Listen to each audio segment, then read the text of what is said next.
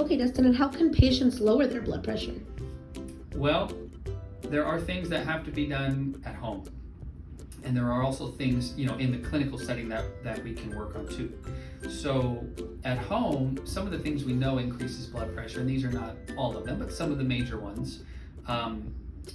Stress is a big one. Like I said, it releases cortisol. Cortisol is a stress hormone that increases blood pressure. Not sleeping well increases stress as well, so people can have high blood pressure there. Excessive alcohol consumption. So alcohol generally, in small quantities, actually has a slightly beneficial effect on the blood pressure. But beyond about 2 drinks per day for most people, it's going to be raising the blood pressure. And by that, it's two shots of hard alcohol, 2 beers, 12-ounce beers, or 2 glasses, 6-ounce glasses of wine. And obviously, these are very general numbers. You really have to consider if alcohol at all is right for you. Some people just shouldn't have any alcohol. But again, excessive alcohol raises it. Some people are very salt sensitive. So having over 3 grams of salt per day for some folks really does raise that blood pressure.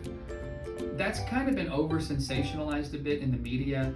It's not as prevalent as we once thought it was to have a sensitivity to salt, and so a lot of people wind up eating very bland food because of concerns for blood pressure. But in some cases, that really does raise blood pressure.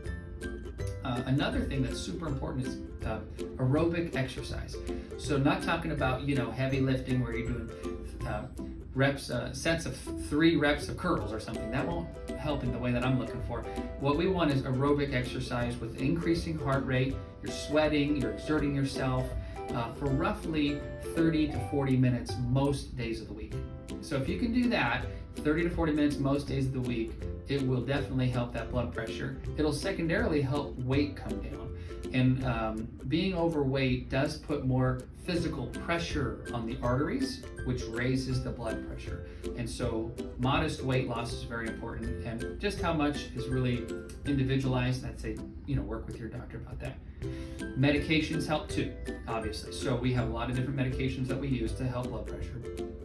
And each of them has their own unique strengths and weaknesses.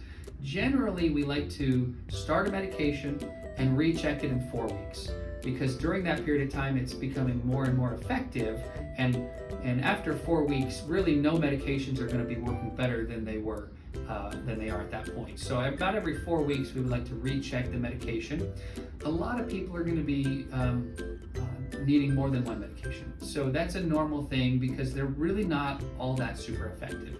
We oftentimes will utilize multiple different medications in specific combinations that work together. Some of these blood pressure pills actually work very well together, kind of a synergistic effect. So you do need to, of course, work with your provider about what medications are best, what are the potential downfalls of those, which are usually very minimal, and also what monitoring labs need to be done, because there oftentimes needs to be some routine blood tests as a result of these medications to monitor it. Thank you, Dustin.